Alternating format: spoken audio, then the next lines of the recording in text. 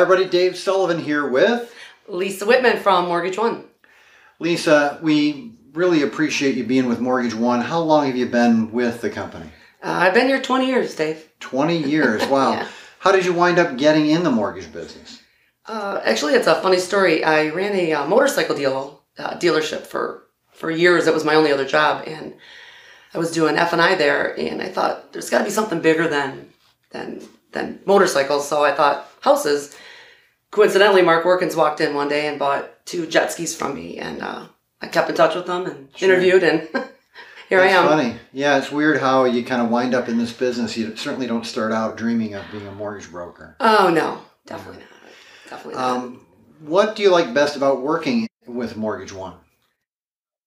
The company itself, I think that Mortgage One's a really big company, but it still has the mom and pop shop feeling. I think that that keeps us really happy. So they're big enough really to get all of the advantages from being a larger company, but then it's still focused around the loan officer. Yep, for sure. Absolutely. We can contact people at the corporate office, and it's great to be able to do that. Sure, and you get the flexibility of kind of running your own shop. They're certainly not micromanaging you in any way. For sure. Yeah. No, right. That's a great advantage. Point.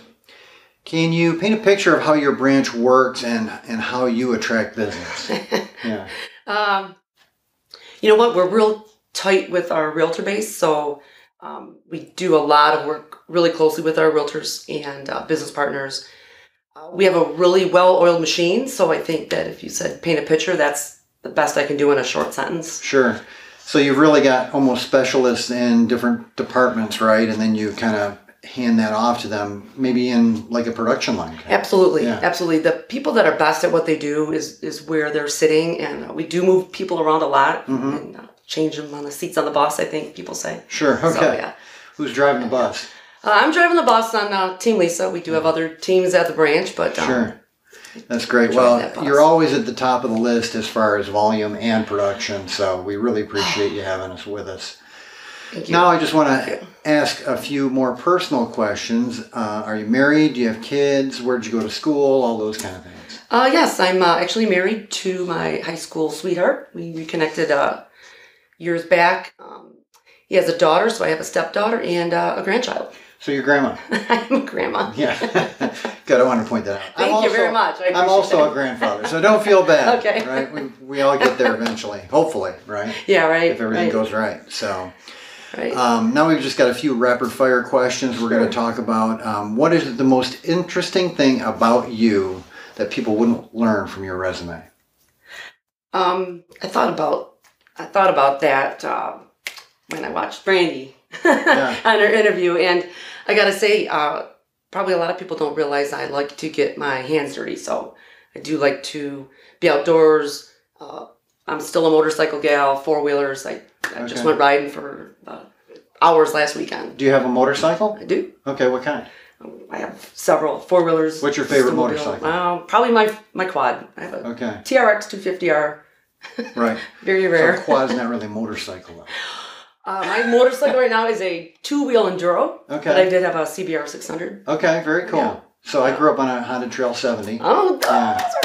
And then I had a Suzuki 185 Enduro, which are, a lot of fun. Yes. Yeah. My Enduro's a 200 Honda. Okay.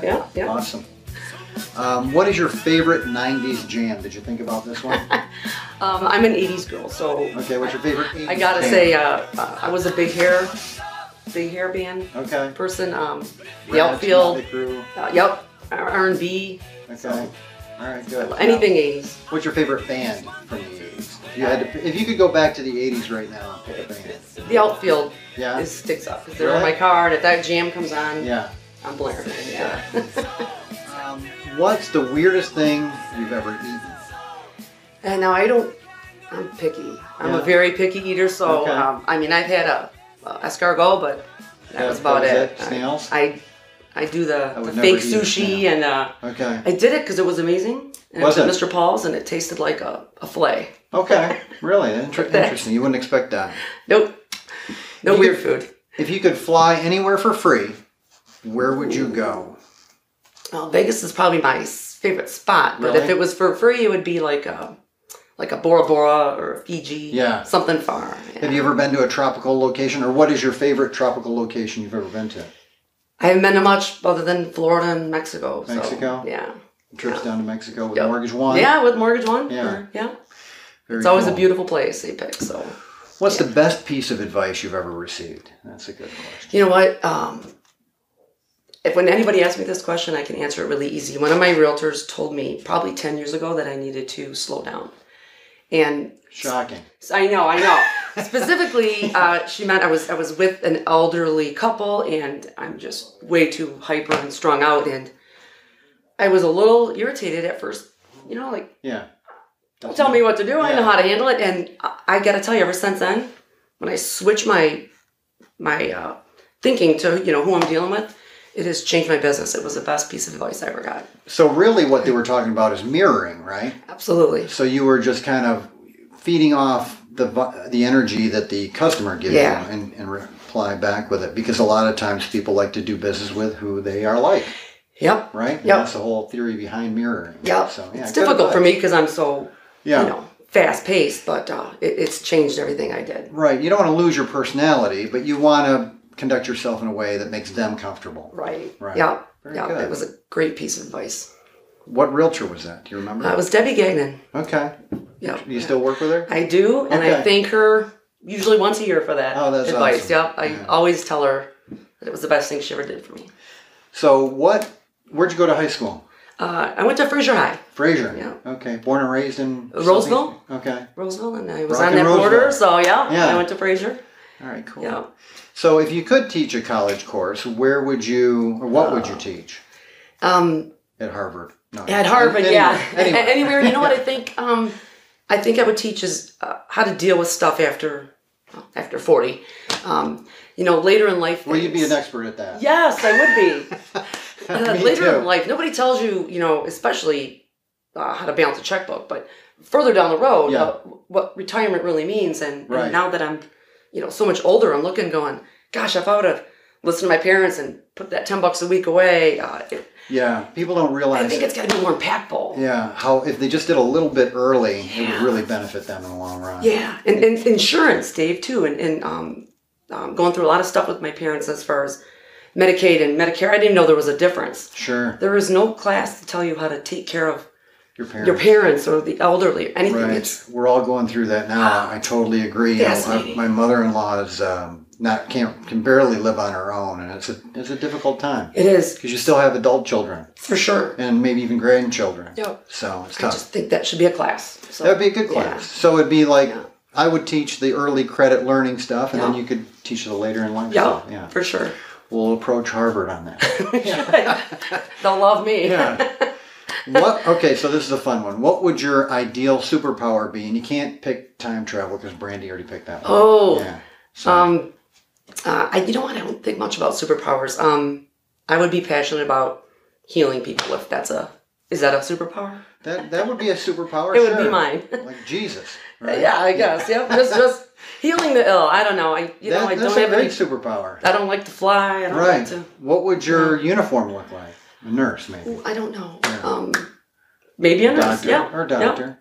Yeah. Right. Yeah, I do have a pair of All right, let's keep it clean here. Okay. No, it was clean. Okay. So I appreciate that, Lisa. What would you give advice to maybe a new loan officer? What would you tell them to kind of gear their career for? I mean, what has changed your career more than anything else, I guess? You know what? Showing people that you care and doing what you say. Everybody's got good rates. Everybody's got good underwriting. Everybody's got, well, not everybody, but if I was really giving advice to somebody new, do the right thing, show people you care, and if it's genuine, I think that, for me, it's what drives me. Sure.